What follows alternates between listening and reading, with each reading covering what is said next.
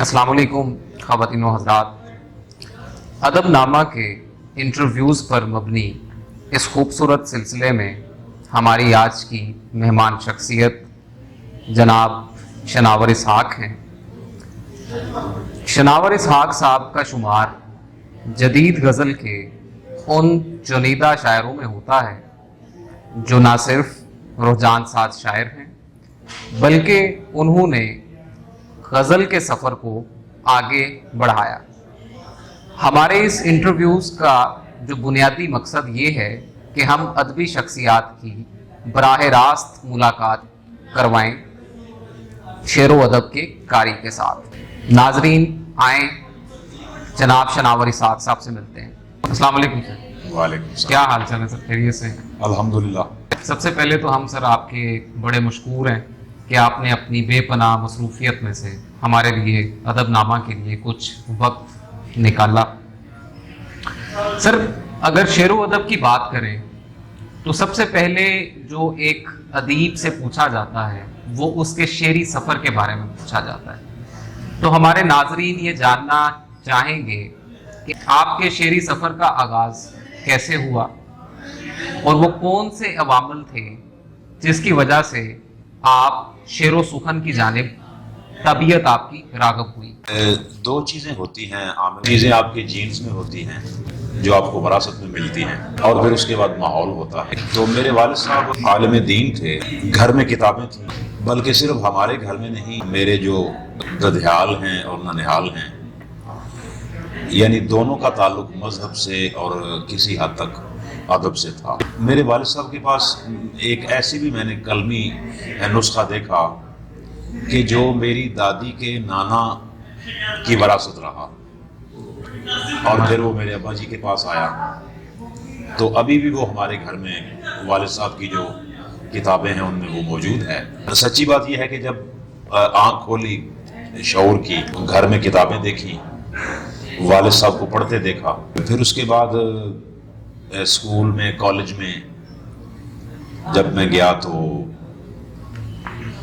वहाँ भी लाइब्रेरी से अपनी मर्ज़ी की किताबें निकाल के मैं इशू करवा के मैं पढ़ता रहा, जिनमें नासिर काज़मी, अहमद फराज, मोहसिन नकवी, कतील शवाई, सागर सदीकी, ये वो शुअरा हैं कि जिनको मैं FSC के दौरान लाइब्रेरी से इनकी किताबें इशू करवा के पढ़ चुका था। ये ज़रा आसान हैं, तो उस उम्र में बहरहाल उनको बड़ा एंजॉय किया, बल्कि उसमें इंतखाब करके मैंने एक डायरी भी बनाई हुई थी, वो कई साल मेरे पास रही, फिर वो कहीं खो गई।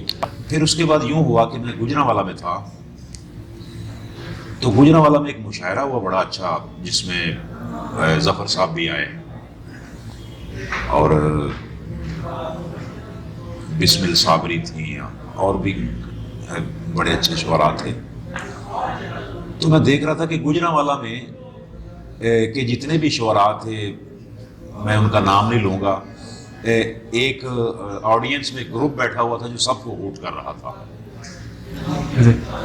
जैसा कि अक्सर हाँ जी मुशायरों में होता है। तो वो ना गुजरांवाला के किसी शायर को उन्होंने टिकने नहीं दिया, बल्कि एक शायर थे कामोकी के, बड़े मशहूर हैं। तो जब उन्हें बुलाया गया तो वहाँ से एक आवाज़ा कसा गया कि ये गज़ल यूँ ना हो कि गुजरांवाला से लेकर कामोकी तक लंबी हो।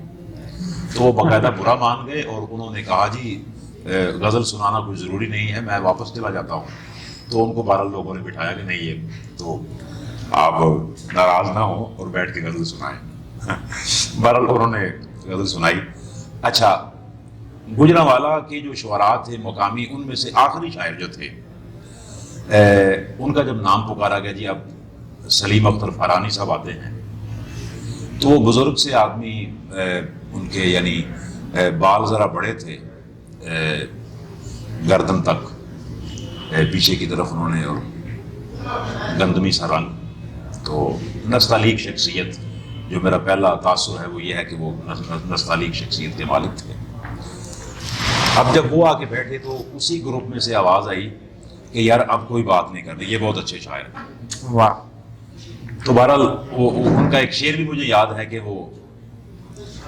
وہ جس کو چاہے غنی بنا دے، وہ جس کو چاہے فقیر کر دے، یہ دینے والے پہ منحصر ہے عروج دینا زوال دینا۔ اچھا، ان دنوں میں کچھ غزلیں کہہ رہا تھا، تو میں نے کہا کہ یار اس بندے کا میں شاگرد ہو جاتا ہوں۔ دوسرے دن جناب میں نے سائیکل پکڑی، وہ بے روزگاری کا زمانہ تھا، یعنی مکمل طور پر فقرے تھے اول و آخر، تو میں نے سائیکل پکڑی اور جناب میں سلیم اختر فارانی صاحب کو ڈھونڈنے نکل کھڑا ہوا۔ بہرحال میں نے ان کو پکڑ لیا۔ اچھا، وہ گجرانوالہ لاری اڈا کے سامنے وہ ان کی الیکٹریشین کی دکان تھی، یہ جو گاڑیوں میں الیکٹرانکس کا کام ہوتا ہے نا، یہ وہ کرتے تھے۔ خیر وہ عام سادہ سی دکان تھی، وہاں وہ بیٹھے ہوئے تھے، عجیب و غریب قسم کے ماحول میں۔ انہوں نے چائے پلائی تو بڑی شفقت سے پیش آئے، تو انہوں نے کہا کہ میں نا آپ کو بھجواؤں گا، عاطف کمال رانا صاحب ہیں ان کے پاس، تو وہ آپ کی رہنمائی کریں گے۔ جی۔ چنانچہ میں عاطف کمال رانا صاحب کے پاس چلا گیا۔ وہ جو ہے نا تھانے والا بازار، جی جی، اس میں ان کا آفس تھا، وہ ڈسٹریبیوٹر ہیں، بڑے اعلیٰ بزنس مین تھے، وہ شاعر بھی بڑے وہ اعلیٰ تھے، مجھے بعد میں پتہ چلا، لیکن نام ان کا میں نے پہلے سنا ہوا تھا۔ ہمارے دوست ہیں اختر ڈار، پنجابی کے بڑے اعلیٰ شاعر ہیں، انہوں نے کہا تھا کہ یار گجرانوالہ میں نا ایک شاعر ہے عاطف رانا، وہ بہت اچھا کہہ رہا ہے۔ آج نہیں تھی آپ کی؟ یعنی نام میں نے سنا، آپ نے سنا، نام سنا ہوا تھا۔ بہرحال میں ان سے جا ملا، انہوں نے مجھے جناب کہا کہ آپ سید ماجد الباقری مرحوم، اس وقت تو وہ مرحوم نہیں تھے، بہرحال تو آپ ان کے پاس چلے جائیں۔ انہوں نے مجھے ایڈریس سمجھا دیا، میں جناب ان کے پاس چلا گیا۔ تو وہ مجھے بعد میں خیر ان سے میں جب ملا، میری آواز کافی بھاری ہے، میری آواز کا گرام کافی بھاری ہے، لیکن مجھ سے بھی بھاری آواز تھی ان کی۔ ہاں، یعنی میں آپ کو بتاؤں یہ کہ جب وہ بولتے تھے نا تو مجھے یوں لگتا تھا جیسے وائبریشن ہو رہی ہے باقاعدہ۔ اچھا، پھر جب کبھی میں ان سے ملنے جاتا تھا تو اکثر ان کی بیٹھک میں کوئی نہ کوئی دوست، کبھی سجاد مرزا صاحب، کبھی اقبال نجمی صاحب، ایسے جو گجرانوالہ کے دوست ہیں وہ بیٹھے ہوتے تھے۔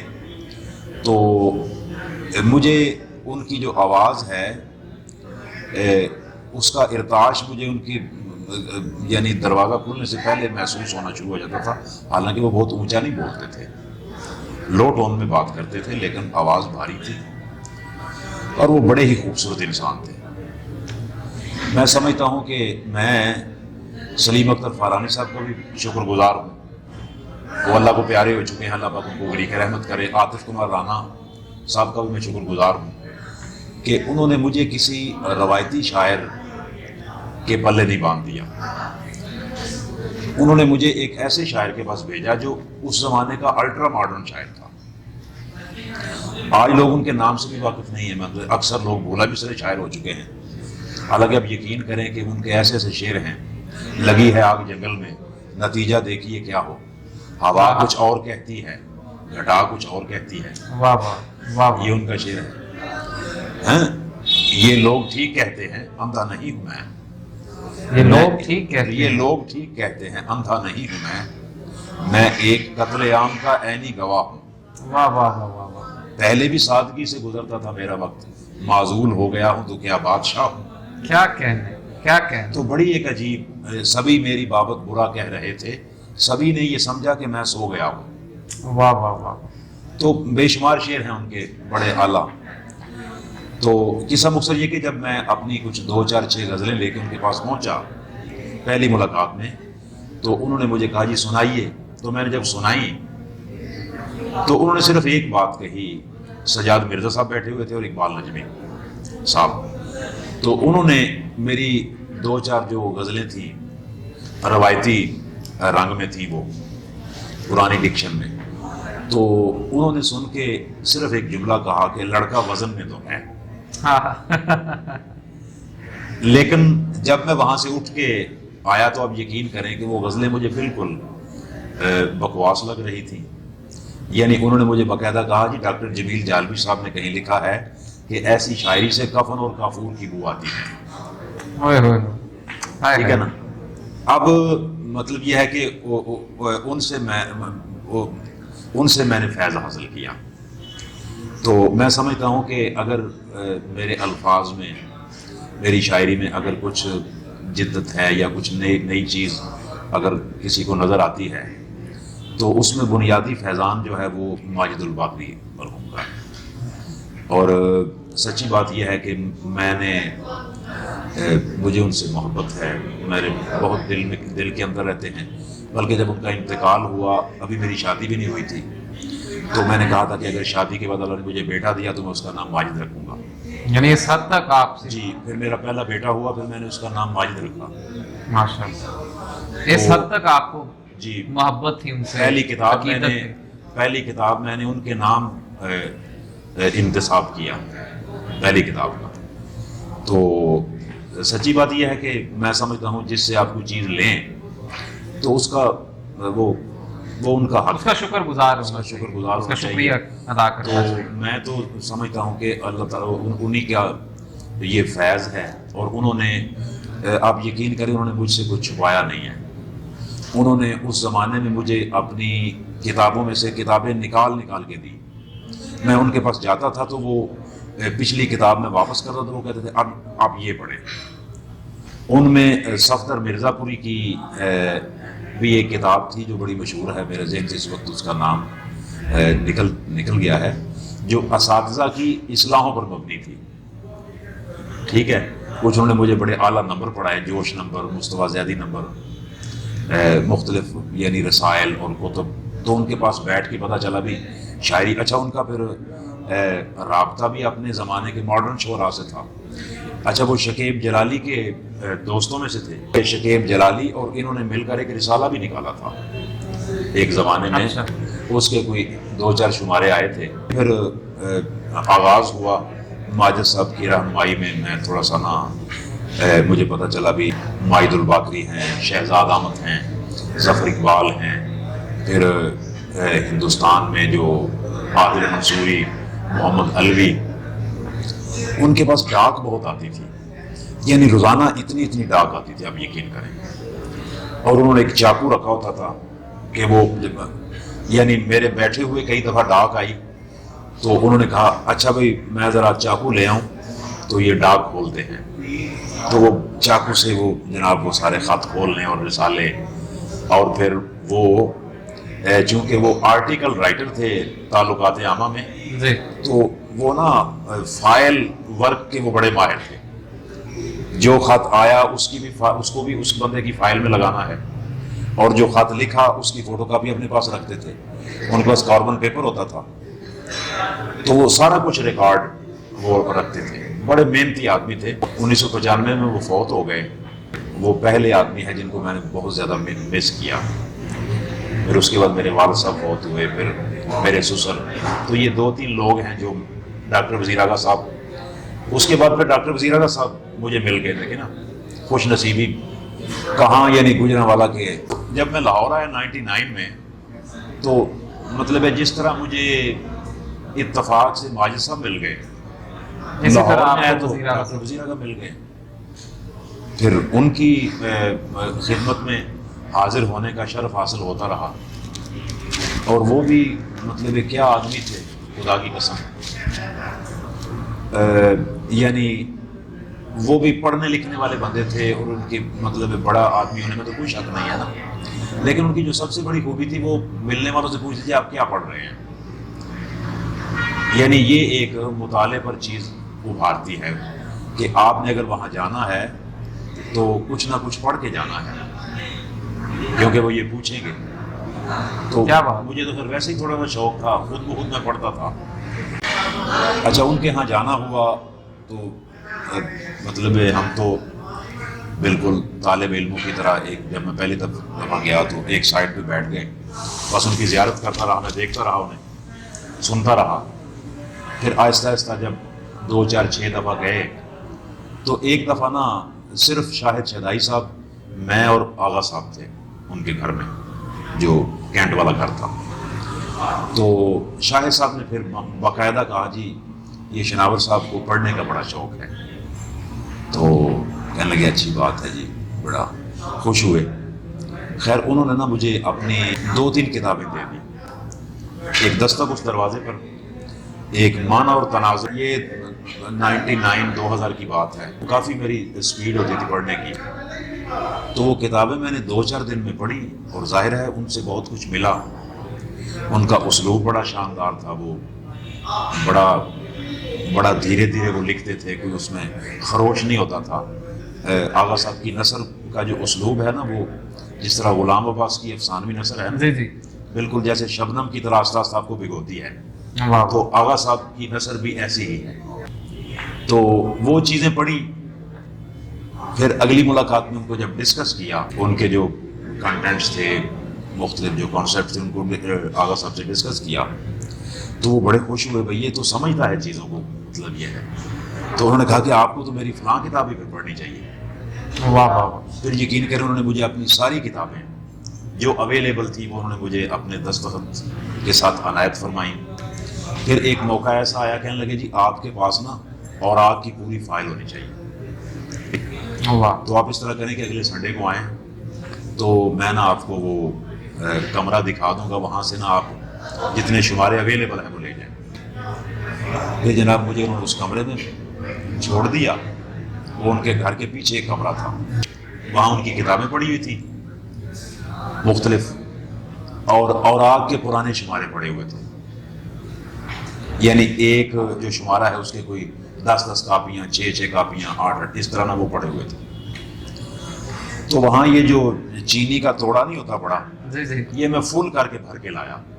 ماشاء اللہ. یعنی سارے اوراق کے شمارے 1964 سے لے کر 98 تک. اس کے بعد تو پھر میں خریدنا پھر بند بھی ہو گیا وہ اوراق. یعنی 98 کا 95 96 97 وہ تک تو شمارے میں نے خریدے. تو اس سے پہلے کے جتنے بھی تھے نا وہ میں سارے ایک ایک میں لے آیا. وہ آپ کو عنایت فرما دی ہے. انہوں نے فری مجھے عنایت فرمائی کہ آپ کے پاس ہونے چاہیے. ان کو مزے سے سارے پڑھے, بڑا پرانی چیزیں ساری دیکھی, اس دور کے مباحث, نظمیں, غزلیں پرانے لوگوں کی. تو ان کا یہ انداز تھا. پھر نئی نظم کہتے تھے, سناتے تھے. پھر اگر وہ فرمائش بھی کرتے تھے کوئی نئی چیز ہے تو سنائیں. پھر اس کے بعد دیکھیں شاہین صاحب, شاہین عباس, یہ مجھے مل گئے.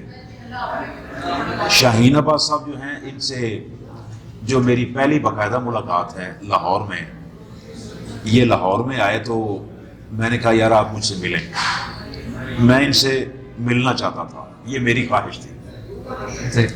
پہلے ملاقات ہو چکی تھی شیخو پورہ میں 1-2, لیکن میں چاہتا تھا کہ ان کے ساتھ میرا تعلق بنے.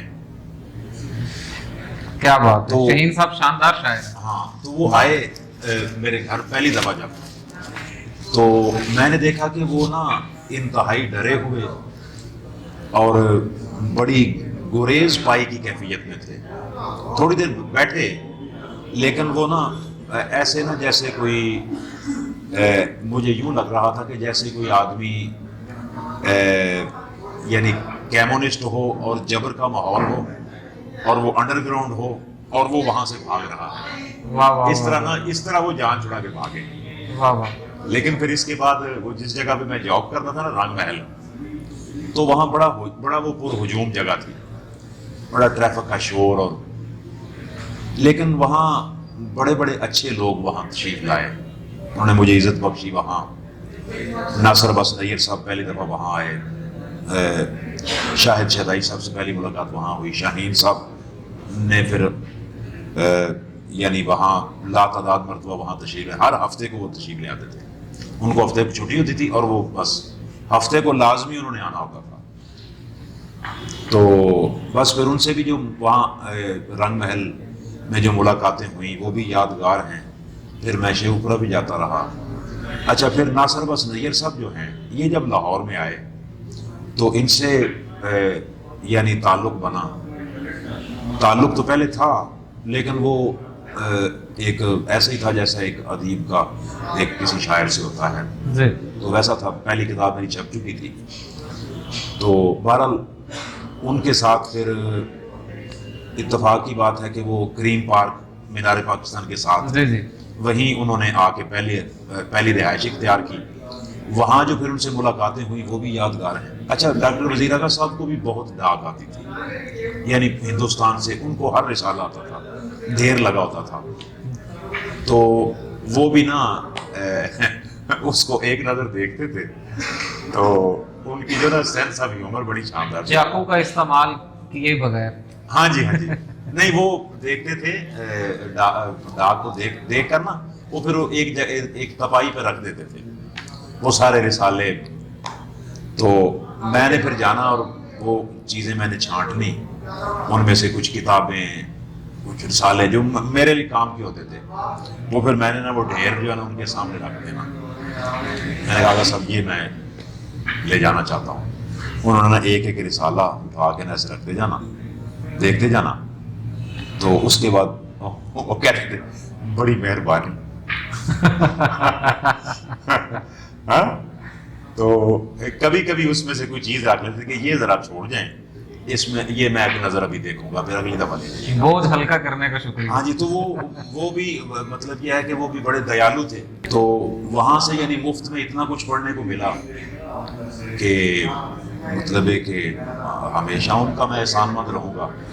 تو وہ جو ہوتا ہے نا عامر کہ آپ کا استاد کون ہے, باقاعدہ میرے استاد تو ماجد الباقری ہیں, لیکن میں سمجھتا ہوں کہ میرے عہد کے اور اگلے پچھلے جتنے لوگ ہیں نا جن سے کسی نہ کسی حوالے سے کچھ نہ کچھ لیا, وہ سب اصل میں آپ کی تربیت کا حصہ ہوتے ہیں. بالکل ایسے ہی سر. تو میں شاہین عباس کا بھی قرض دار ہوں, میں ناصر عباس نیر کا بھی قرض مقروض ہوں, شاہد شدائی کا بھی میں قرض دار ہوں, ماجد الباقری اور میرے عہد کے عباس تابش, سعود عثمانی, اختر عثمان, ڈاکٹر وحید احمد, رفیق سندیلوی, ان سب سے ان کے سب کی شاعری سے سیکھا. تو میں سمجھتا ہوں روحانی طور پر یا معنوی طور پر یہ جتنے بھی لوگ ہوتے ہیں نا متقدمین اور متاخرین یا معاصرین, یہ آپ کے استاد تو نہیں ہوتے, لیکن کسی حد تک آپ کے مربی سے سیکھتے رہتے, آپ کے مربی ضرور ہوتے ہیں. جی جی, کیونکہ آپ کی تربیت میں کہیں نہ کہیں یہ موجود ہوتے ہیں. جی جی بالکل. تو بس یہی تھا سلسلہ جس میں یعنی جو 2-4 لفظ لکھے گئے, تو بس وہ یہی ہے سفر, اور کیا ہے میرا. جیسے کہ سر آپ نے بتایا گجرانوالہ میں آپ کی کافی شعری تربیت ہوئی, اس کے علاوہ آپ ملتان بھی رہے, لاہور بھی ایک کافی عرصے سے آپ یہاں پہ موجود ہیں. تو یہ جتنے بھی شہر ہیں یہ ادبی مراکز ہیں, تو آپ نے ملتان, لاہور کو یا پھر گجرانوالہ کو یہ کیسا پایا؟ ان کا اگر موازنہ کیا جائے تو آپ ایک ادبی مرکز کو دوسرے ادبی مرکز سے کیسے مختلف دیکھتے ہیں؟ دیکھیں, آپ یوں سمجھیں کہ گجرانوالہ چھوٹا شہر ہے, ملتان اس سے بڑا شہر ہے, اور لاہور ظاہر ہے پنجاب کا سب سے بڑا شہر ہے, اور ظاہر ہے اب تو لاہور ایک دبستان بن چکا ہے. اس کے بانی تھے شوکت واسطی مرحوم, تو اقبال نجمی صاحب نے اس کی یہاں شاخ کھولی ہوئی تھی, تنقیدی اجلاس ہوتے تھے, بعد میں مشاعرہ بھی ہوتا تھا. تو وہاں پھر جب میں ملتان گیا نا 95 میں, نومبر 95 میں ملتان گیا, تو وہ ایک مختلف تجربہ تھا. ملتان بہرحال گجرانوالہ سے بڑا شہر ہے, اور وہاں بڑے ادیب موجود تھے, جیسے ارشد صدیقی صاحب سے ملاقات ہوئی, وہاں ڈاکٹر صلاح الدین حیدر صاحب تھے, وہاں جناب ڈاکٹر فاروق عثمان بہت پڑھے لکھے آدمی تھے. پھر تاج ہوٹل جو نواں شہر چوک میں تھا, وہاں میں پورا سال بیٹھتا رہا, روز وہاں محفل ہوتی تھی, روزانہ وہاں 8 بجے سے 10 بجے تک سیٹنگ ہوتی تھی, اور اس محفل کی جو روح و رواں تھے وہ ارشد ملتانی مرحوم تھے, انتہائی نستعلیق آدمی, بڑے کمال کے شفیق بزرگ, خوبصورت شخصیت. ہاں. اچھا, وہیں مختار علی سے ملاقات ہوئی جو میرے ینگ دوست ہیں, بڑے اچھے شاعر ہیں. جاوید اختر بھٹی صاحب سے ملاقات ہوئی, ڈاکٹر قاضی عابد صاحب وہاں آتے تھے, پروفیسر مبارک مجوکا صاحب, وہ لکھتے تو نہیں تھے لیکن ان کا مطالعہ بڑا اچھا تھا, اور وہ گفتگو کے رسیا تھے, غالب انہیں زبانی یاد تھا، ماشاءاللہ. ٹھیک ہے. پھر وہاں اقبال ارشد، اسلم انصاری، حسین سحر، نجم الاصغر شاہیہ صاحب، ہاں جی، انور جمال صاحب، تو سلیم کیسر آج کل وہ آرٹس کونسل کے ڈائریکٹر ہیں. میں جب ملتان سے آیا تھا نا ایک سال میں، تو آپ یقین کریں لاہور سے جو بسیں ملتان جاتی تھی نا تو ان پر ملتان لکھا ہوا تھا، تو مجھے لفظ ملتان کوئی اساطیری نام لگتا تھا. واہ واہ واہ. یعنی اتنا میں نے ملتان کو کے ساتھ لیو کیا، اور وہاں لوگوں نے مجھے محبت بھی بڑی دی. آج بھی مجھے وہاں سے محبت ملتی ہے، دوست میرے پاس آتے ہیں. میں وہاں ابھی مجھے وہاں میں پچھلے سال ابھی وہاں گیا ہوا تھا، 2-3 دن میں وہاں رہا. میرے بڑے اچھے دوست ہیں وہاں، راشد سیال بڑے اعلیٰ خطاط ہیں، ممتاز اطہر صاحب ہیں آج کل وہیں، پھر مختار علی، جاوید بھٹی. اب تو میں لاہور میں ہی ہوں. یعنی اب تو آپ اندر باہر سے لاہوری ہو چکے ہیں. لیکن ایک چیز میں عامر آپ سے کہوں یار، کہ میرا تعلق ادریس بھائی کا تعلق یا شاہین صاحب کا تعلق، ہمارا تعلق اس خوش قسمت یا بد قسمت نسل سے ہے کہ جس نے وہ جو آخری مجلسی کلچر تھا نا اس کی ایک جھلک دیکھ لی، ہاں ہاں. اور ہمارے سامنے وہ پیراڈائم شفٹ ہوا. وہ سارا مجلسی اچھا بڑی تیزی کے ساتھ یہ اپ لفٹ ہوا. یعنی میں آپ کو بتاؤں ذاتی تجربہ کہ میری جب 2003 میں کتاب التباس آئی تو میں نے جن جن کو بھیجی مجھے سب نے خط لکھے، اور اس پر میرے بغیر کہے اس پر 2 درجن سے زائد تبصرے ہوئے مختلف اخبارات و رسائل میں. لوگوں نے خود اس پر لکھا. اچھا، اور مجھے تمام لوگوں جن کو میں نے کتاب بھیجی توفتاً سب نے خط لکھے. صرف اظہار الحق صاحب کا مجھے فون آیا تھا، انہوں نے ٹیلی فون کیا، انہوں نے خط نہیں لکھا، انہوں نے ٹیلی فون کر کے مجھے رسید دی اور حوصلہ افزائی کی. اور جب 2008 میں میری ادھورا نروان کتاب چھپی تو مجھے صرف ڈاکٹر رشید امجد کا خط آیا، باقی سب نے مجھے فون کر کے. یعنی یہ 5 سال میں آپ دیکھیں کہ یہ یعنی دنیا بدل گئی. جیسا کہ سر گفتگو ہو رہی تھی کہ جب آپ کی پہلی کتاب آئی تو جن جن حضرات کو آپ نے اپنی کتاب بھیجی ان کے جوابی خط آئے، اس کے اوپر تبصرہ تھا. تو جو خط جو تھے وہ ہماری ایک روایت کا، تہذیب کا ایک حصہ تھے، جو کہ آہستہ آہستہ ہم نے دیکھا ہے کہ یہ چیزیں ختم ہوتی چلی جا رہی ہیں. اور 2008 میں آپ نے بتایا کہ ادھورا نروان کے اوپر صرف ایک خط آپ کو موصول ہوا. تو اسی کانٹیکس میں سر اگر بات مزید کی جائے تو سوشل میڈیا کو ہم آج دیکھتے ہیں، یعنی ہر قاری جو ہے وہ کسی بھی شاعر کو 1 سیکنڈ میں پڑھ سکتا ہے، اس کی شاعری کو، اس کے کلام کو وہ پڑھ سکتا ہے. یعنی جو رسائی کا اور نارسائی کا جو ایک زمانہ تھا، کلچر تھا، وہ ختم ہو چکا ہے. اب رسائی جو ہے وہ بڑھ چکی ہے. تو سوشل میڈیا کا کردار آپ کیسے دیکھتے ہیں آج کے دور میں؟ سوشل میڈیا پہ نہیں، شاہین بھائی نے میرا فیس بک آئی ڈی بنایا تھا، اس کو میں نے بمشکل کوئی 1 یا 2 مرتبہ ٹچ کیا ہوگا. اب مجھے نہیں پتا وہ ڈیڈ ہو چکا ہے یا نہیں، مجھے اس کا وہ کوڈ ورڈ بھی بھول چکا ہے، پاس ورڈ جو ہوتا ہے وہ بھی میں بھول چکا ہوں. تو ابھی بھی دوست مجھے کہتے ہیں جی آپ پتہ نہیں کب اینڈرائڈ موبائل لیں گے. میرا دل کرتا ہے کہ میں لوں، لیکن ابھی جو ہے نا میں نہیں لے پایا. لیکن یعنی سوشل میڈیا سے دور رہ کے بھی میں نے کیا کر لیا ہے، سوال یہ ہے. تو میرا خیال ہے کہ مجھے بھی اس میں کسی حد تک شامل ہونا چاہیے تھا. تو ہر دور کے اپنے تقاضے ہیں. میں تھوڑا سا یعنی کھلے ذہن کا آدمی ہوں، اللہ کا شکر ہے. تو میں نہیں سمجھتا کہ میں اس کے کوئی خلاف بات کروں. ہاں یہ ہے کہ ہمیں ذرا سلیکٹیو ہونا چاہیے کہ تو میرا خیال ہے کہ اس میں کافی کچھ ہے. اس کی جو برکتیں ہیں میں اس سے انکار نہیں کر سکتا، کیونکہ میں اس سے مستفید ہوتا رہتا ہوں. مجھے ظاہر ہے میوزک بھی میری ایک محبت ہے، شاعری اور کتابوں کے بعد میوزک بھی میری محبت ہے. تو آپ یقین کریں گے کہ میں نے اس پر سینکڑوں روپیہ بلکہ ہزاروں میں نے برباد کیا کہ اگر کسی کے پاس کوئی کلاسیکل چیز تھی تو وہ جناب وہ بڑے نخرے ہو رہے ہیں.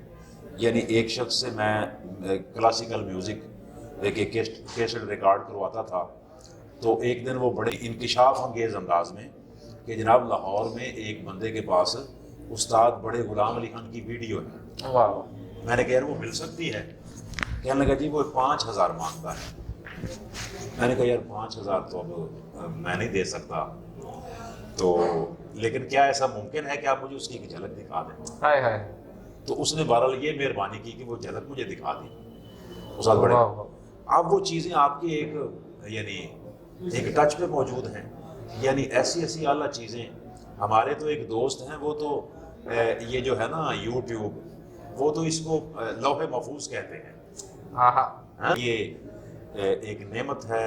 بس یہ ہے کہ ہمیں ذرا سلیکٹیو ہونا چاہیے. سلیکٹیو ہونا چاہیے ہمیں اپنی.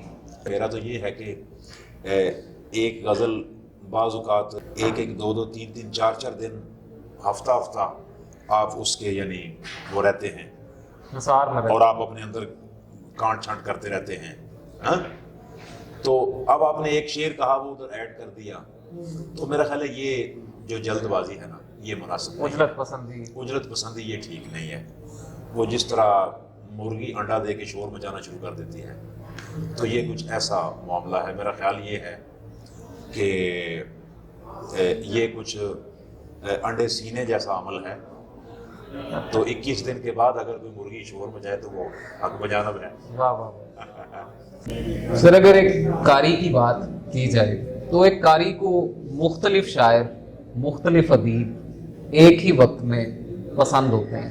ناظرین یہ جاننا چاہیں گے کہ شاعروں کو ایک اچھے شاعر کو ایک عمدہ شاعر کے ایسے کون سے شاعر پسندیدہ ہوتے ہیں. یعنی ایک سلیبریٹی جن کو سلیبریٹی مانتی ہے یا ایک شاعر جن سے متاثر ہوتا ہے جن کو پڑھنا پسند کرتا ہے ان کے بارے میں آپ بتائیں کہ آپ کے پسندیدہ شاعر کون سے تھے. اگر ہم استاد شہرہ کی بات کریں کلاسیکیت کی بات کریں پرانے شاعروں کی بات کریں یا آج کے دور حاضر کے کون سے ایسے شاعر ہیں جن کا کلام پڑھ کے آپ کو خوشی ہوتی ہے مسرت ملتی ہے آپ کے پسندیدہ شاعر؟ عامر میں نے نا جو کلاسیکی شاعری ہے نا اس کو اس طرح نہیں پڑھا بدقسمتی سے جس طرح پڑھنا چاہیے. میں نے اس طرح نہیں پڑھ سکا کہ جس کو تھارولی پڑھنا کہتے ہیں وہ میں نہیں پڑھ سکا.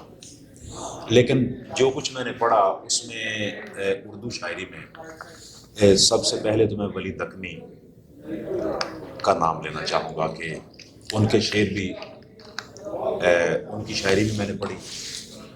وہ بھی میرے پسندیدہ شاعر ہیں. اس کے بعد پھر میر تقی میر تو خیر ہیں ہی ان کو تو سب مانتے ہیں. بلا شبہ وہ اردو غزل کے سب سے بڑے شاعر ہیں. اس میں کوئی کلام نہیں ہے. ٹھیک ہے. ان کے بعد پھر ظاہر غالب ٹھیک ہے ذوق ہیں اور میر ہی کے ایک ہم اثر ہیں. میں نے اپنے ایک انتخاب کیا تھا کچھ اشعار کا کوئی 900,000 شعر. ہم تو غزال ہو گئے کے نام سے وہ چھپا بھی تھا. تو اس سلسلے میں نا قائم چاند پوری کو میں نے جب پڑھا تو اب یقین کریں میں بڑا خوش ہوا اور مجھے بڑا لطف آیا. اور میرے لیے وہ ایک انکشاف تھا کہ یار قائم چاند پوری بھی میر کا ایک ہم اثر شاعر تھا اور اس کے ہاں ایسے اعلیٰ شعر پڑے ہوئے ہیں کہ جو کبھی ہم نے سنے نہیں ہیں. قائم چاند پوری کا نام میں نے پہلی دفعہ نا ملتان میں سنا تھا. مختار علی نے شعر سنایا تھا کہ رات قائم کے شعر ہم نے سنے ہاں ایک انداز تو نکلتا ہے. تو اور پھر اس کے بعد جب میں نے قائم چاند پوری کو پڑھا تو ایسا غضب کا شعر اس بندے کے ہاں نکلا کہ میں بتا نہیں سکتا. بوسے کے عوض جو ہو تو ہے مفت.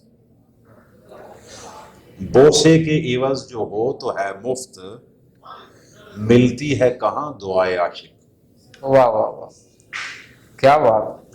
کیا بات. اچھا ایک ان کا شعر ہے کہ ہیں فتادوں کی یاوری میں عروج، ہیں فتادوں کی یاوری میں عروج، خاک بن شان گردباد کہاں. کیا بات ہے، کیا بات. تو اس طرح کے بڑے بڑے اعلیٰ شعر ان کے ہاں، اور وہ اس میں پھر میں نے شامل کیے. اچھا پھر ذوق، سبحان اللہ. پھر جناب مطلب آخری جو کلاسیکی شاعر ہے نا میرے خیال میں داغ کو کہنا چاہیے، تو داغ بھی ایک دنیا ہے، سبحان اللہ. یعنی داغ کو بھی مطلب اگر کبھی میری طبیعت اداس ہونا تو میں داغ کو پڑھتا ہوں. کیا بات. یعنی وہ ایسا شاعر ہے کہ وہ آپ کی طبیعت خوش کر دیتا ہے. یعنی طبیعت کے اندر جو ایک اداسی، اکتاہٹ، بیزاری، تو وہ آپ کی طبیعت میں نا انبساط کی ایک لہر دوڑا دیتا ہے. یقین کریں داغ ایسے ایسے ان کے ہاں اعلیٰ شعر ہے. اور ایسا سبحان اللہ زبان کا یعنی میں ان کی تعریف نہیں کر سکتا. بڑا میں نے ان کے ساتھ لنک کیا داغ کے ساتھ. پھر جناب فراق گورکھپوری، مطلب ون آف مائی فیورٹ. یعنی فراق نہ صرف بطور شاعر بلکہ وہ بطور نقاد، میں ان کا بہت فین ہوں. یعنی ان کا نقطہ نظر جو تھا نا، یعنی وہ جو ایک ادیب ہوتا ہے نا جو ایک لامحدودیت کو ٹچ کرتا ہے، تو وہ فراق کے ہاں وہ چیز مجھے نظر آئی کہ یار جو ادیب ہوتا ہے، جو شاعر ہوتا ہے، جو بڑا لکھنے والا ہوتا ہے، وہ لمیٹیشنز کو نہیں مانتا. وہ سب کے لیے ہوتا ہے. تو فراق کے ہاں مجھے ایک بڑی وسعت نظر آئی. خاص طور پر اس کی کتاب تھی ایک من آنم، جو محمد طفیل تھے جو نقوش کے مدیر، انہیں خط لکھے تھے اور ان خطوں کے جواب میں سوال کیے تھے. تو وہ ایک پوری ان کے من آنم کتاب یہاں سے چھپی تھی، اس کی فوٹو کاپی میں نے پڑھی. وہ بھی سبحان اللہ. فراق میرے فیورٹ ہیں. علامہ اقبال کی اہمیت سے کون انکار کر سکتا ہے. جی. دبستان لکھنؤ میں آئے تو مصطفی، سبحان اللہ. حیدر علی آتش ہیں، میر انیس ہیں.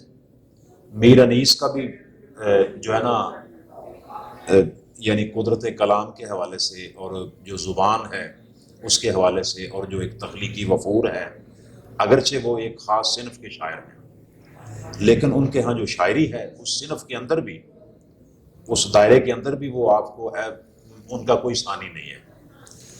یعنی جو قدرت کلام ہے اور جو وفور ہے اور جو تشبیہات و استعارات اور جو شاعری کے جو صنائع بدائع اور دیگر علائم و رموز جن کے ہاں نظر آتے ہیں نا. اب آپ ہو سکتا ہے میری بات سے ایگری نہ کریں، لیکن اس معاملے میں وہ مجھے علامہ اقبال سے بھی کچھ آگے نکلتے ہوئے دکھائی دیتے ہیں. جی. یعنی یہ ان کے مرثیے پڑھنے کے بعد آپ فیصلہ کریں. تو وہ بھی بہت بڑے شاعر ہیں، جیسے ثاقب لکھنوی ہیں، عزیز لکھنوی ہیں، آرزو لکھنوی ہیں، جرت ہیں. تو ان سب کے ہاں کوئی نہ کوئی سلیقہ ہے. دیکھیں ہم لوگ کہتے ہیں جی وہ دور زوال کی شاعری ہے، لیکن دیکھیں دور زوال کی شاعری ہے لیکن زبان تو بن رہی تھی نا، زبان تشکیل پا رہی تھی. عزیز لکھنوی کا ایک شعر ہے کہ اپنے مرکز کی طرف مائل پرواز تھا حسن، بھولتا ہی نہیں عالم تیری انگڑائی کا. واہ واہ واہ. اب اس شعر کی علامہ اقبال نے تعریف کی ہوئی ہے، واہ واہ. اور ایک سے زیادہ مرتبہ کی ہوئی ہے. جو ان کے خطوط ہیں نا، کتاب ہے اقبال بنام شاد، یہ مہاراجہ کشن پرساد جو تھے وزیر اعظم حیدرآباد دکن کے، ان کے نام خطوط ہیں. ان میں انہوں نے اس شعر کی تعریف کی ہوئی ہے. اب یہ جو شعر ہے یہ اقبال کا جو شاعری کا نظام ہے اس سے کوئی میل بنتا ہے اس کا؟ بالکل. لیکن علامہ اقبال کو پتہ تھا شاعری کیا ہوتی ہے، کیا بات. یہ انہیں بڑی اچھی طرح پتہ تھا.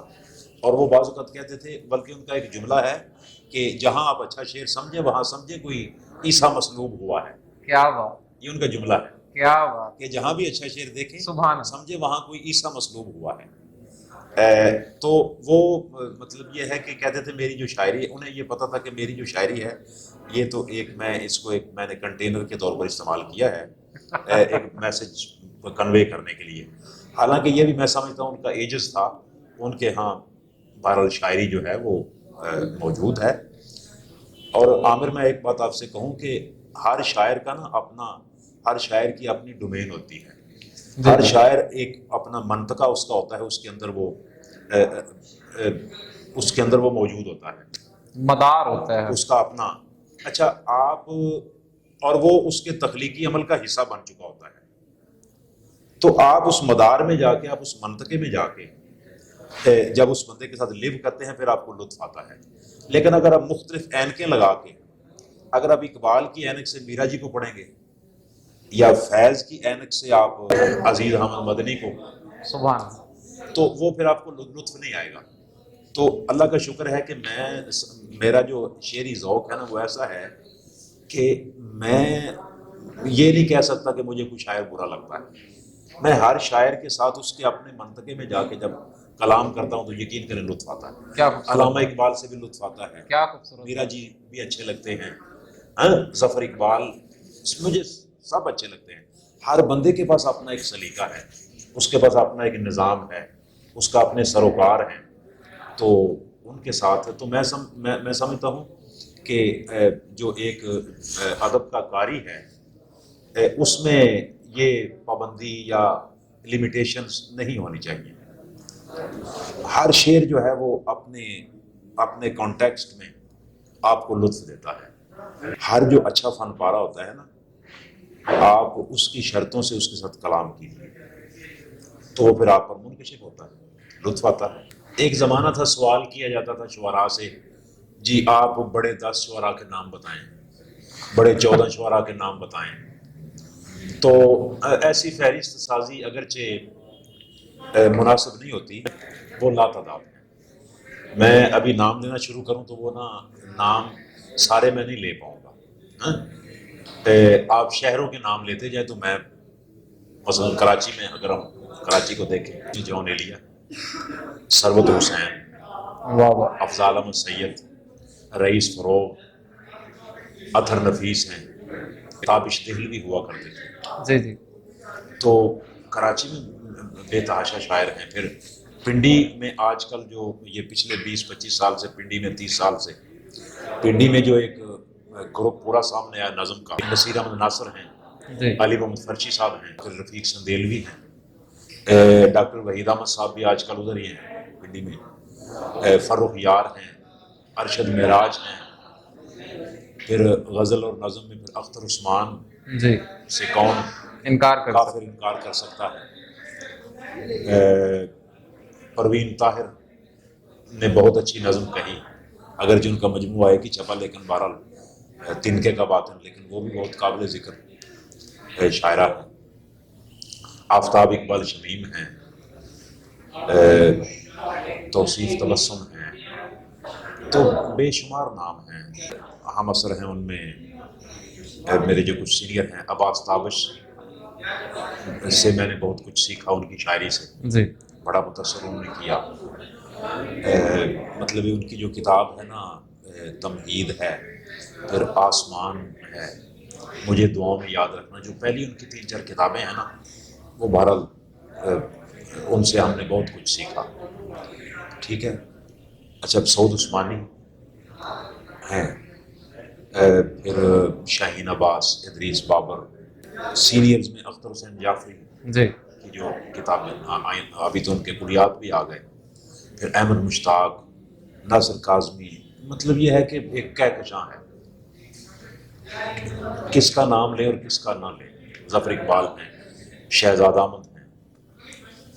تو ان سب کو دیکھا بھی. میں سمجھتا ہوں کہ جو بندہ بھی اچھا شعر کہتا ہے، چاہے وہ ہم سے جونیئر ہے، تو وہ ہمیشہ افضل خان بہاولپور کا شاعر ہے تو اس کا شعر ہر شریف آدمی کو یاد ہے اور یاد ہونا چاہیے کہ یہ جو پتھر ہے آدمی تھا کبھی، اس کو کہتے ہیں انتظار میاں.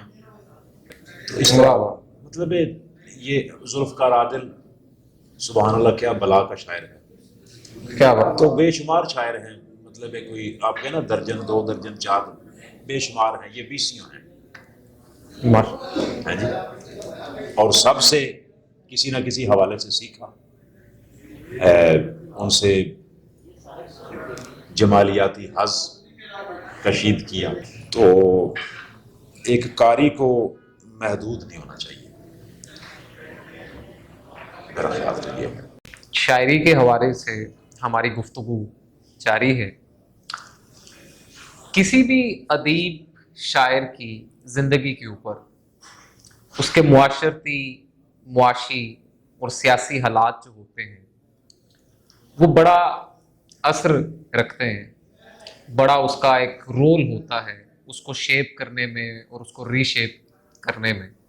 اور انہی حالات کا اثر اس کی تخلیقات کے اوپر بھی ہوتا ہے اور اس کی شخصیت کے اوپر بھی ہوتا ہے.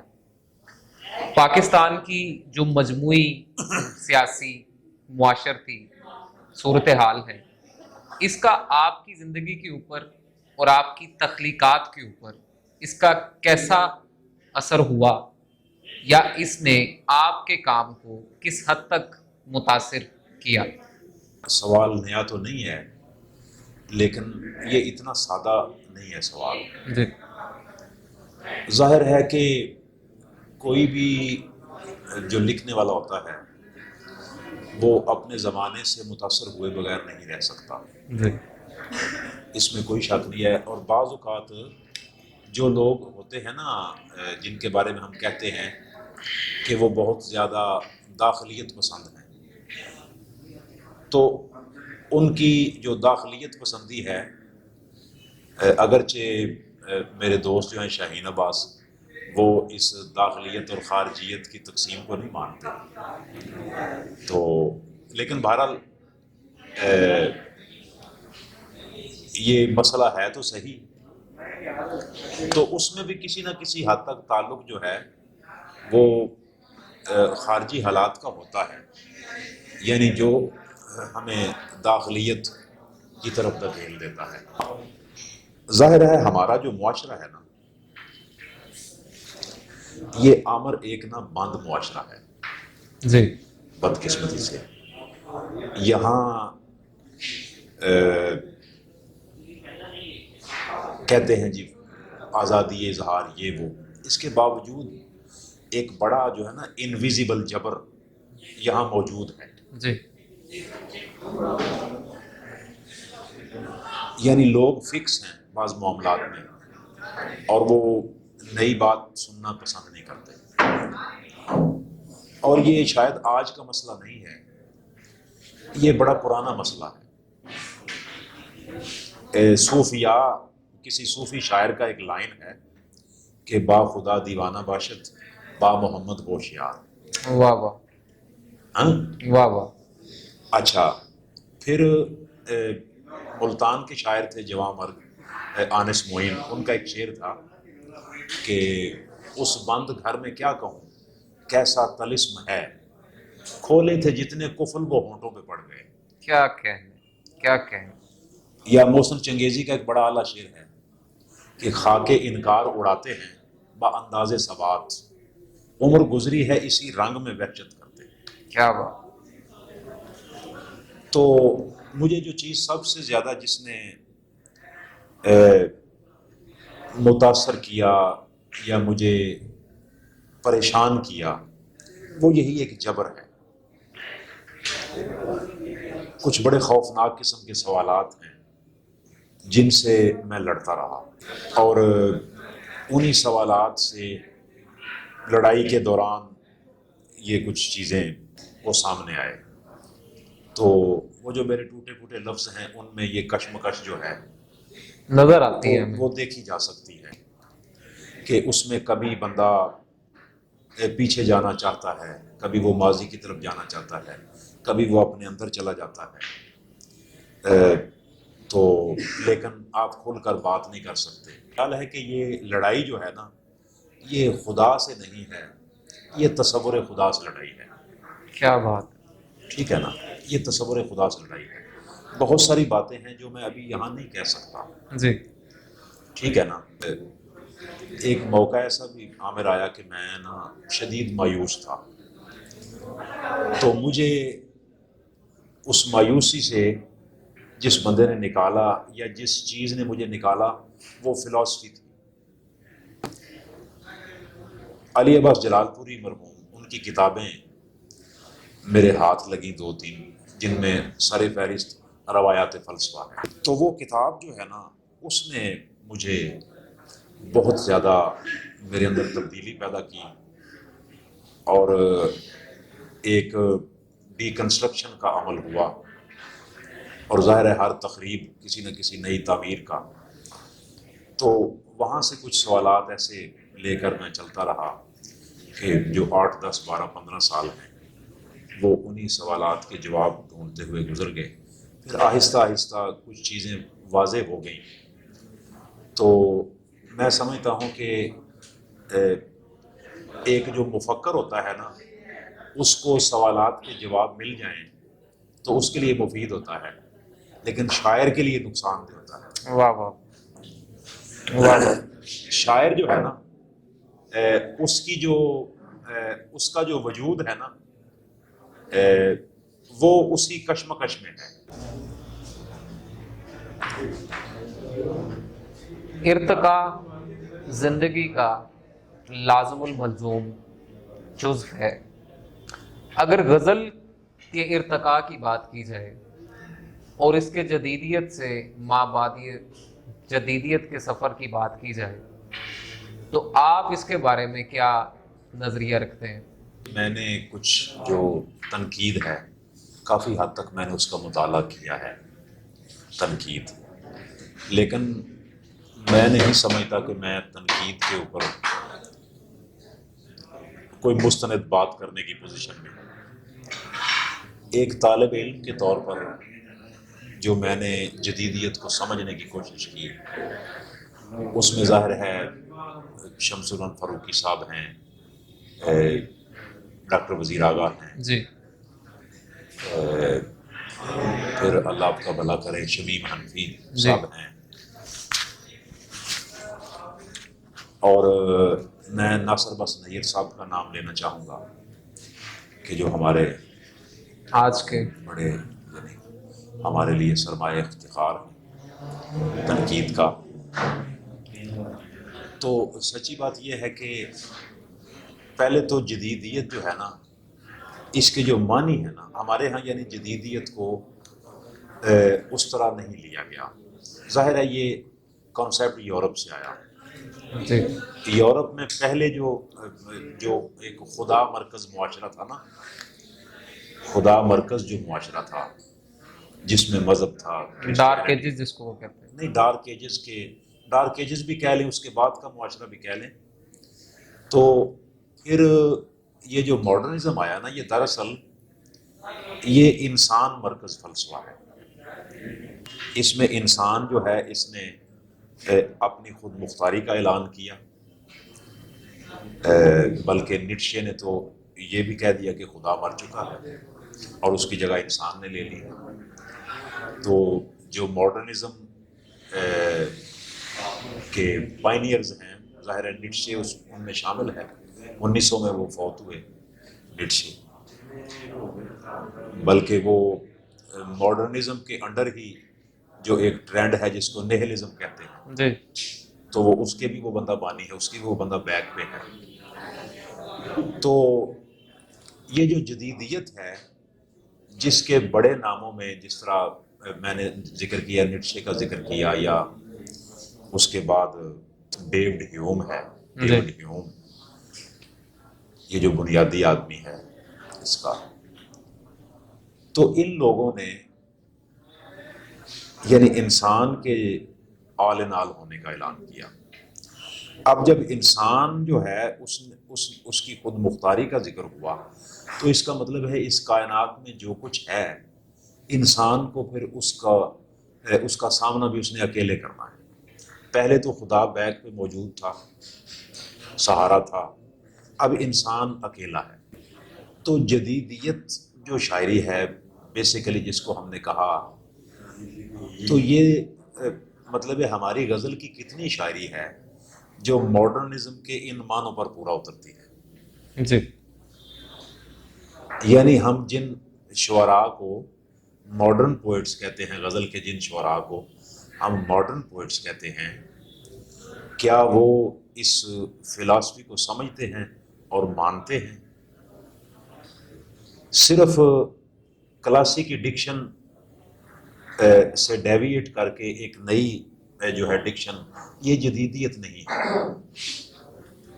غزل جو ہے نا، اس کے 3 بنیادی سرچشمے رہے ہیں، جو میری ایک طالب علمانہ تلاش کا نتیجہ ہے جو چیز، کہ غزل کا ایک سرچشمہ تھا میک ادا، ٹھیک ہے، پھر ایک سرچشمہ تھا طوائف کا کوٹھا، جی پھر ایک سرچشمہ تھا خانقاہ۔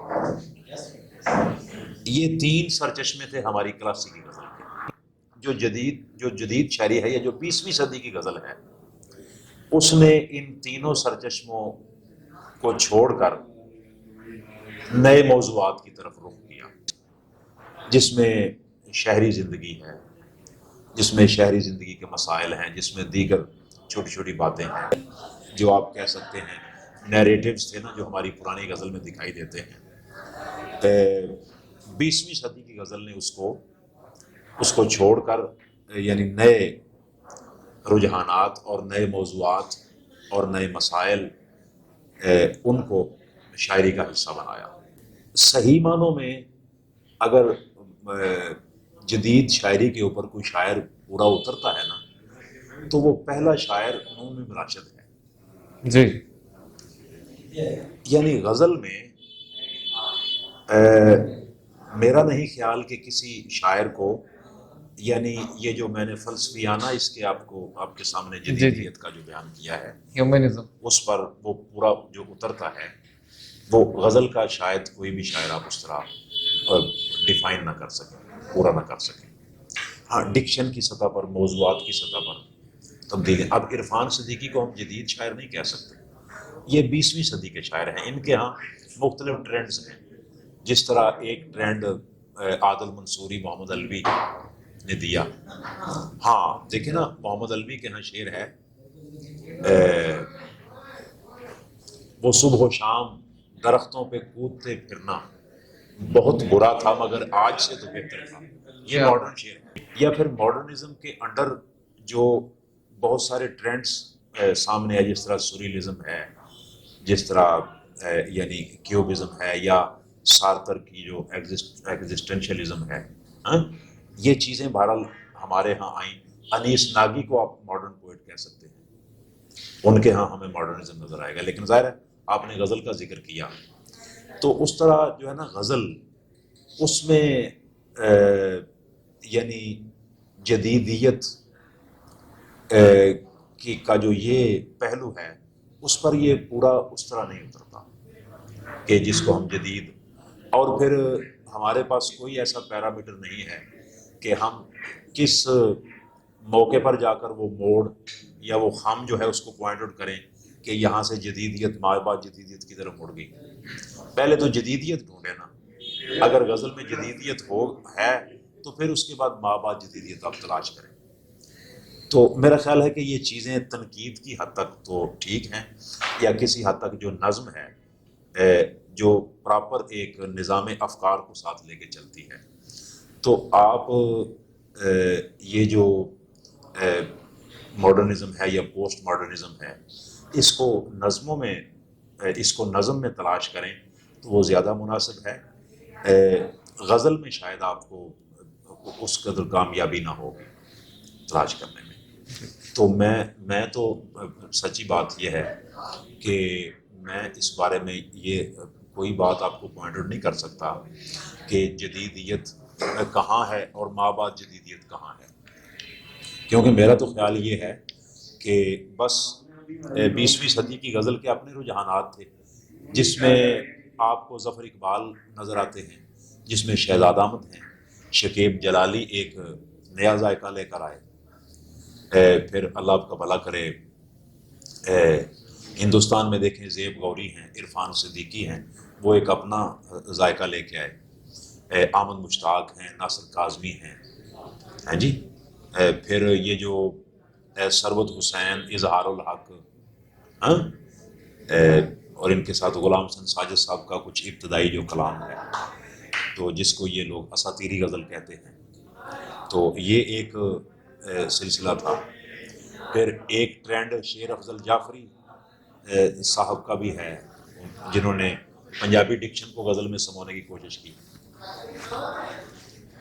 تو لہذا یہ مختلف رجحانات آپ کو 20ویں صدی کی غزل میں نظر آئیں گے، لیکن باقاعدہ کوئی فلسفیانہ رجحان، کیونکہ جدیدیت بہرحال ایک فلسفہ ہے اور پوسٹ ماڈرنزم بھی ایک فلسفی. فلسفی ہونے کی دعوے دار ہے. بات چونکہ شعر و ادب سے ہو رہی ہے تو ایک سوال میرے ذہن میں آیا ہے کہ صرف ادب اور تنقید کے درمیان جو رشتہ ہے یا شاعری اور تنقید کے درمیان جو رشتہ ہے اس میں توازن کو آپ کس حد تک دیکھتے ہیں؟ شاعری جو ہے اس کو بہرحال جو ہے نا وہ اولویت ہے، کیونکہ شاعری جو ہے وہ ایک تخلیق ہوتی ہے، اور جو تنقید ہے اس کا تعلق صرف فکر سے ہوتا ہے، جبکہ شاعری جو ہے وہ فکر کے علاوہ بھی چیزیں دیگر ہے. واہ. پہلی بات تو یہ ہے کہ جو ہمارے بڑے نقاد ہیں، اہم نقاد ہیں، وہ شاعری کو بہرحال اولویت دیتے ہیں، لیکن 20ویں صدی کے آخر میں جب شاعر تھوڑے سے وہ جو ایک بے غرضی کا زمانہ تھا اس سے نکلے اور تنقید نے کچھ شاعروں کی جو پرکھ کی اور ان پر کچھ لکھا گیا جس سے بہت سارے لوگوں کی تفہیم ہوئی، ان کو شہرت بھی ملی. پھر یہ جو فلیپ اور دباچے کا سلسلہ شروع ہوا، پھر جو تقریب رونمائیاں اور فرمائشی مضامین اور تبصرے وغیرہ، تو اس سے نا لامحالہ جو شاعر ہے نا اس کے اندر یعنی اپنی جو تحسین ہے نا اس کی ایک طلب اس کے اندر جنم لیا، اور وہ شعوری یا غیر شعوری طور پر نقادوں کی طرف دیکھنے لگا، جس سے نقاد جو ہے نا وہ زیادہ اہمیت اختیار کر گئے. ٹھیک ہے نا؟ اور جب ان کو زیادہ اہمیت اختیار کر گئے تو پھر اسی حساب سے ان کی جو انا ہے وہ بھی پروان چڑھی. تو پھر ایسا بھی ہوا کہ تنقید نے یہ دعویٰ کیا کہ وہ کسی صورت شاعری سے کم نہیں ہے. مطلب ہمارے دوست ہیں ناصر عباس نیل صاحب، تو بہت پڑھے لکھے آدمی ہیں، ہم نے ان سے بہت کچھ سیکھا کہ ان کی جو تنقید ہے وہ بڑی واضح ہے، بڑے اس میں کلیئرٹی ہوتی ہے، چیزوں کو بہت گہرائی میں جا کر وہ دیکھتے ہیں. لیکن ایک میرا ان سے ایک بڑا مؤدبانہ اختلاف یہ ہے کہ ان کے ہاں وہ یہ سمجھتے ہیں کہ جو نقاد ہے وہ کسی صورت بھی ایک تخلیق کار سے کم نہیں ہوتا. ہاں، حالانکہ میرا خیال ہے کہ اگر کوئی شاعر کسی نقاد کے بارے میں اس کا رویہ لک ڈاؤن اپان والا ہوتا ہے تو وہ شاعر بھی قابل مذمت ہے، اور اگر کوئی نقاد خود کو شاعروں پر مقدم یا کوئی سمجھتا ہے تو اس کا بھی رویہ کوئی معقول نہیں ہے. جی، میرا خیال ہے ہر دونوں کا اپنا اپنا مقام ہے، تو اپنے اپنے مقام پہ رہ کر دونوں کو ایک دوسرے سے مکالمہ کرنا چاہیے. نقاد جو ہے وہ ایک سب سے باشعور قاری ہوتا ہے لٹریچر کا، جو نقاد ہوتا ہے. خوبصورت بات. چونکہ اس کو بہت سارے علوم پر دسترس ہوتی ہے اور ہونی چاہیے، تو وہ ان کی روشنی میں جب کسی بڑے ادب پارے سے ہم کلام ہوتا ہے تو اس کا جو ماحصل ہوتا ہے وہ پھر پڑھنے والا ہوتا ہے. عامر بھائی آپ بھی سمجھتے ہیں کہ کچھ تو یہ جو یونیورسٹیوں میں مقالے وغیرہ لکھے جاتے ہیں ایم فل اور پی ایچ ڈی کرنے کے لیے، یا دیگر کوئی تھیسز یا کوئی اس طرح کے جو فرمائشی قسم کے مضامین ہیں، تو انہوں نے بہرحال تنقید کا جو مقام ہے، تنقید کو اس کے مقام سے گرایا. بہرحال یہی وجہ ہے کہ آج اگر آپ تنقید کے میدان میں دیکھتے ہیں تو آپ کو آپ شاید ہی تین چار نام لے سکیں، لیکن اگر آپ 30 سال پیچھے چلے جائیں تو میں آپ کو 15 نام گنوا سکتا ہوں جی جی ایسے ہی جو رسائل و جرائد میں باقاعدہ لکھ رہے تھے اور لوگ ان کو پڑھتے تھے۔ اب یہ جو زوال آیا ہے یہ بہرحال ایک تو وہی ہے کہ لوگوں کے ہاں جلد بازی ہے، ویسا مطالعہ نہیں ہے۔ اب تو ہمارے دوست جو ناصر عباس نیّر صاحب ہیں وہ فکشن لکھ رہے ہیں ماشاءاللہ، ان کے افسانوں کی 2 کتابیں آ چکی ہیں اور بڑے اچھے افسانے انہوں نے لکھے۔ ہاں تو گویا ایک نقاد نے تخلیق کا راستہ چن لیا۔ ایک نقاد جو ہے اس نے تخلیق کی اہمیت کو عملاً مانا ہے۔ ادب کی ترقی اور ترویج کی بات کی جائے تو جو ادبی رسائل و جرائد ہیں ان کی اہمیت سے انکار ممکن نہیں ہے۔ آپ انڈیا اور پاکستان میں چھپنے والے مختلف ادبی رسائل و جرائد کو کیسے دیکھتے ہیں؟ جی ادبی رسائل کی اہمیت مسلمہ ہے۔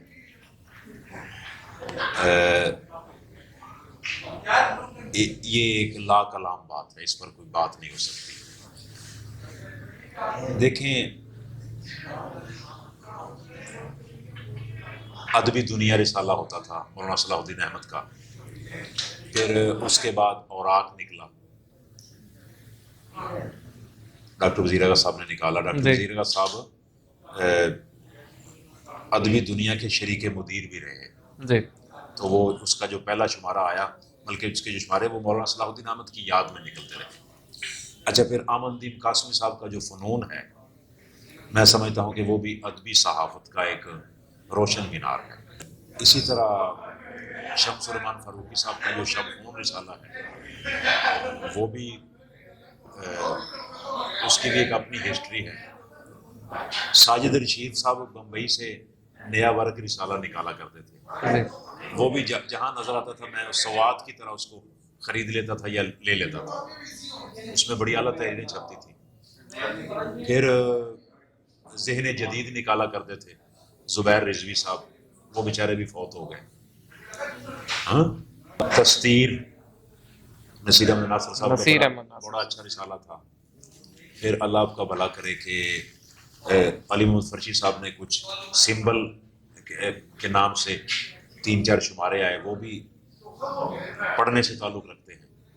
اس سے پہلے مشفق خواجہ صاحب نے اسلوب کے نام، تخلیقی ادب کے نام سے کوئی 4-6 شمارے نکالے تھے، وہ بھی یعنی آج بھی لوگ ان کو سینت کے رکھتے ہیں، وہ پڑھنے سے تعلق رکھتے ہیں، وہ سارے کے سارے اس میں ایسی اعلیٰ چیزیں وہ شائع کرتے تھے کہ سبحان اللہ۔ پھر فیصل آباد سے کچھ رسالے نکلے، جیسے انجم سلیمی صاحب نے خیال کے کچھ شمارے نکالے، الکلام سے کے نام سے 2-3 شمارے آئے ایک رسالے کے، پھر آفرینش مقصود وفا نے نکالا اس کے 2-3 شمارے۔ تو اس طرح کچھ شمارے شعلہ مستعجل کی طرح بس آئے اور غائب ہو گئے، لیکن بہرحال وہ جتنے بھی شمارے نکلے 2-4-6 وہ بہرحال پڑھنے سے تعلق رکھتے ہیں۔ آج بھی جن لوگوں کے پاس محفوظ ہیں وہ ان کو بالکل ضائع نہیں کرنا چاہیں گے، میرے اپنے پاس وہ محفوظ ہیں۔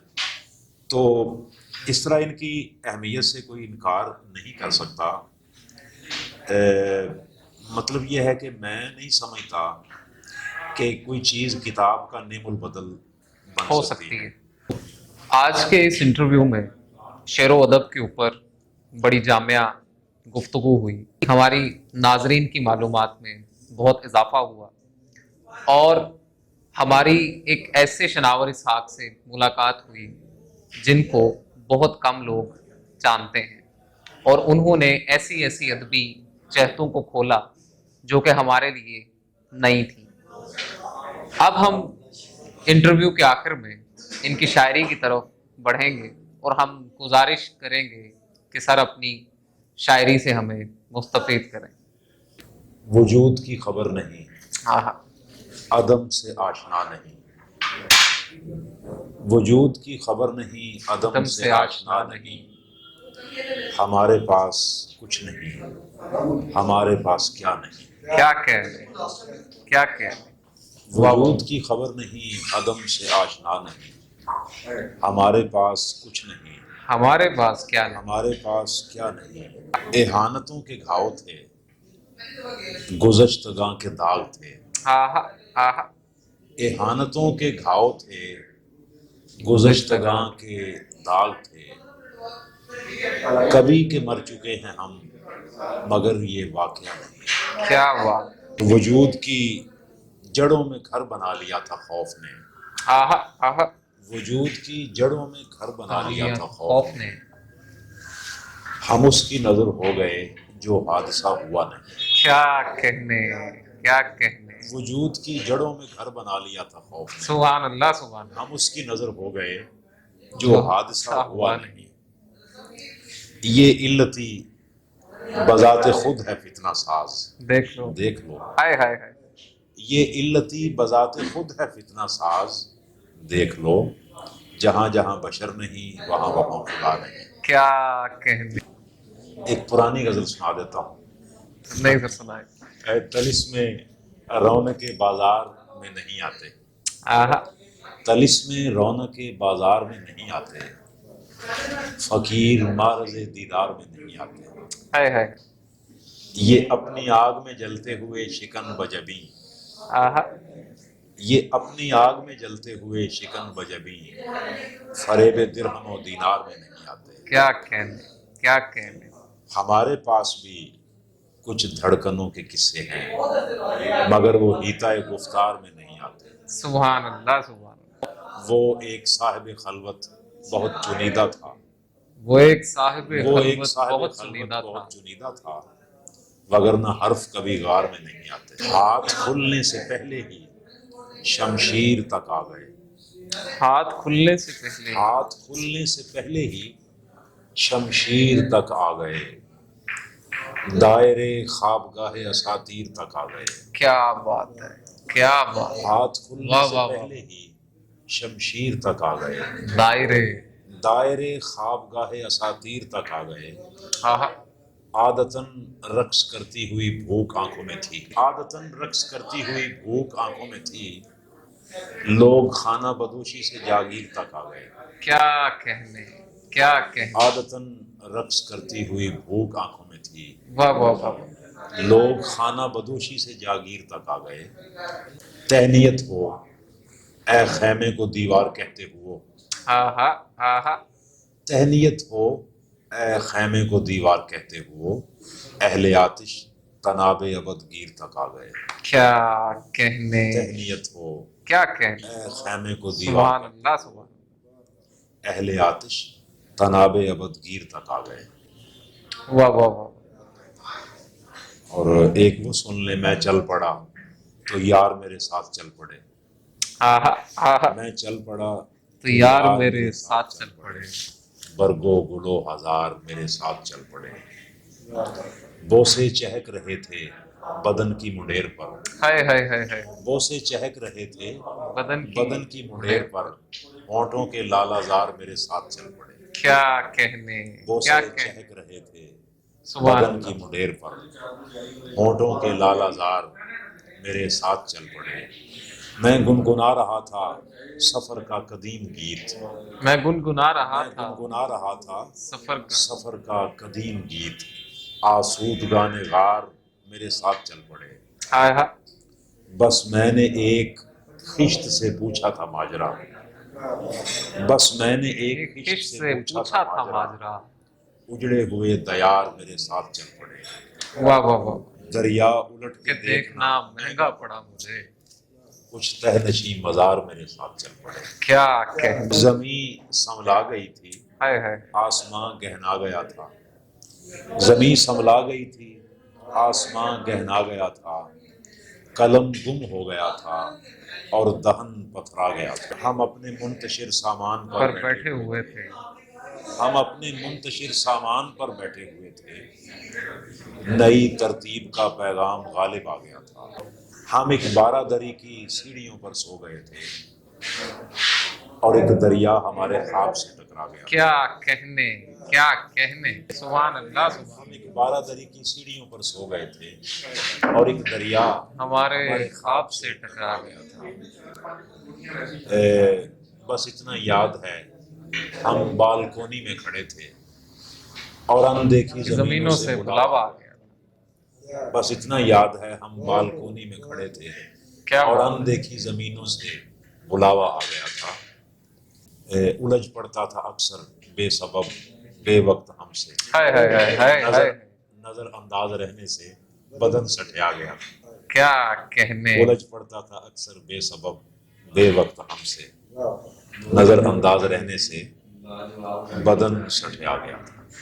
اپنے ہونے کا تماشا کیجئے، اپنے ہونے کا تماشا کیجئے، ایک ذرا دنیا سے پردہ کیجئے.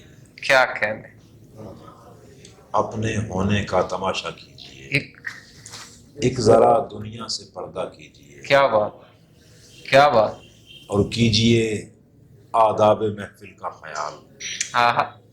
بیٹھے بیٹھے کھو نہ جایا کیجئے. کیا کہنے، کیا کہنے. کیجئے آداب محفل کا خیال، بیٹھے بیٹھے کھو نہ جایا کیجئے. اور آپ کی آلودگی کی خیر ہو، آہا. آپ کی آلودگی کی خیر ہو، مچھلیوں کو تو نہ اندھا کیجئے. کیا بات، کیا بات. آپ کی آلودگی کی خیر ہو، واہ واہ واہ. مچھلیوں کو تو نہ اندھا کیجئے. اور چاندنی ہم سائے گی تازہ ہوا، آہا. گرمیوں میں چھت پہ سویا کیجئے. کیا کہنے، کیا کہنے. چاندنی ہم سائے گی تازہ ہوا، گرمیوں میں چھت پہ سویا کیجئے. واہ واہ واہ. شیتل جل میں شور پڑا تو باغیچے بیمار ہوئے. آہا. شیتل جل میں شور پڑا تو باغیچے بیمار ہوئے. گلیوں گلیوں پھول بہاتے دروازے دیوار ہوئے. کیا بات. شیتل جل میں شور پڑا تو باغیچے بیمار ہوئے. گلیوں گلیوں پھول بہاتے دروازے دیوار ہوئے. ایک مسحری اڑتے اڑتے ہائے ہائے ہائے ہائے. پورب سے جا ٹکرائی. ایک مسحری اڑتے ایک اڑتے مسحری اڑتے اڑتے پورب سے جا ٹکرائی. جو باہوں میں سوئے تھے وہ گلیوں میں بیدار ہوئے. کیا کہنے، کیا ایک کہنے. مسحری اڑتے اڑتے پورب سے جا ٹکرائی. جو باہوں میں سوئے تھے وہ گلیوں میں بیدار ہوئے. نیل گگن سے مٹی برسی، منزل منزل دھول اڑی. نیل گگن سے مٹی برسی، منزل منزل دھول اڑی. وہ زلزال کے حافظ تھے جو رستوں میں مسمار ہوئے. کیا بات، کیا وہ بات. زلزال کے حافظ تھے جو رستوں میں مسمار ہوئے. رات آئی تو ایک الاؤ سورج کا ہمزاد بنا. آہا. رات آئی تو ایک الاؤ سورج کا ہمزاد بنا. قحط پڑا تو ہم جیسے بے مایا بھی اوتار ہوئے. کیا کہنے، کیا رات آئی کہنے. تو ایک الاؤ سورج کا سبحان ہمزاد اللہ، بنا. سبحان اللہ. قحط پڑا تو ہم جیسے بے مایا بھی اوتار ہوئے. کھلیانوں کی خاکستر کے ڈھیر پڑے تھے نقشے پر. کھلیانوں کی خاکستر کے ڈھیر پڑے تھے نقشے پر. جھیلوں کے مہمان پرندے ٹیلوں سے دو چار ہوئے. کیا بات، کیا جھیلوں بات. کے مہمان پرندے ٹیلوں سے دو چار ہوئے.